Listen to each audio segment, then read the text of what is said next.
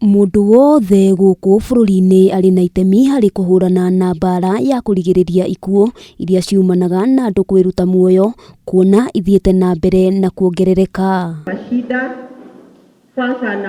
Ndeto ĩno iheanĩtwo nĩ mũrũgamĩrĩri wa atumia kaunti-inĩ ya Nakuru Liza Cherure ũrĩa ũhithũrĩtie atĩ makĩria ma andũ matanyihĩire 800,000 nĩo merutaga muoyo oro mwaka thĩinĩ wa thĩ, na namba nene makoragwo gatagatĩ-inĩ ka mĩaka 15 na 29. Ni kwa sababu ya msukumo ya maisha ya sasa, na ndio nilisema hata kama tuko na msukumo, tuko na Mungu mbinguni.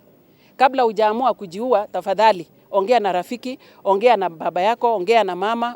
Akiaria hindi yo heani wa basari, Cherure augite ihinda ni ikinyu a Kenya makorwo makiamukira motaro makimeciria kuona namba nene ya aria merutaga muoyo makoragwo magumirwo ni thina ucio uria kaingi woyaga ihinda kumenyeka.